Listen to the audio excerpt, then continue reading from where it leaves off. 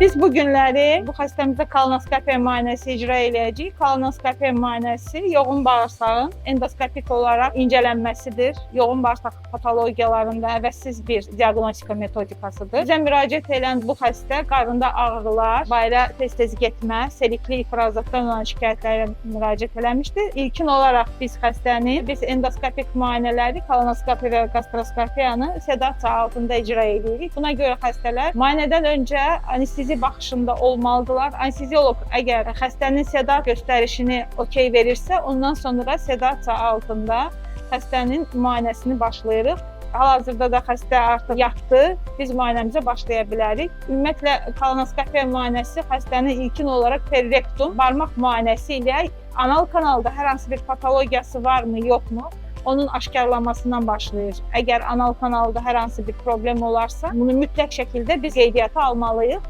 Yəni ilkin müayinə perirektum müayinəsi, perirektum müayinəsindən sonra kolonoskopiya müayinəsini başlayırıq. Perirektum müayinəsi eləyirik. Anal kanal normaldır, hər hansı bir patologiyası yoxdur. Demək müayinəmizə başlaya bilərik. Total kolonoskopiya dediyimiz müayinə yoğun bağırsağın bütün segmentlərinin endoskopik görüntülənməsi və incələnməsidir. Bu deməkdir ki, biz yoğun bağırsağın başlanğıc hissəsi çekum deyilən hissəyə qədər aparmalıyıq və müayinə bizdə adətən bu şəkildə gedir. Çekuma qədər gedirik. Hansı hallarda getmək mümkün olmur? Bəzi hallarda keçirilmiş əməliyyata bağlı xəstələrdə dönüşlər kəskin olur. Bəzən hər hansı bir patologiya bağlı mənfəs qapalı olur. Müayinəni məcburən davam etdirmək tövsiyə olunmur, çünki bu bəzən bağırsaq perforasiyasına səbəb ola bilər. Ona görə israrlı şəkildə hər zaman deyirik ki, bağırsaq müayinələri, kolonoskopiya müayinələri yalnız və yalnız təcrübəli əllərdə aparılmalıdır. Bağırsaqların endoskopik müayinəsində bağırsaq təmizliyi çox əhəmiyyətli yer tutur və bir də bağırsaqda rast gəlinən patologiyaları daha yaxşı bir şəkildə aşkarlanmasına kömək edir. Çünki bəzən bağırsaq təmizliyi yetərli olmasa, bəzi hallarda biz həmin rast gələn patologiyaları atlata bilərik.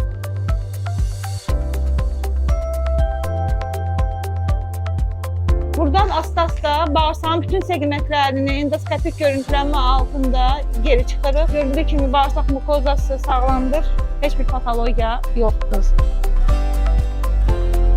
Xəstələr belə sualla maraqlanırlar ki, kolonoskopiya müayinəsi bizə nə verəcək? Kolonoskopiya müayinəsi yoğun bağırsağın patologiyalarının eyni zamanda kanserin taramasında əvəzsiz bir metodikadır, screeningində əvəzsiz bir metodikadır.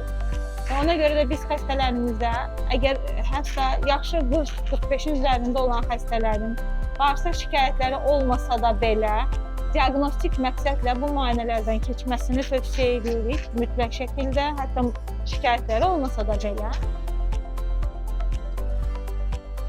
Və bizi izləyənlərə də demək istəyirik ki, müayinə tam konforlu şəraitdə keçir, xəstə heç bir ağrı hiss eləmir.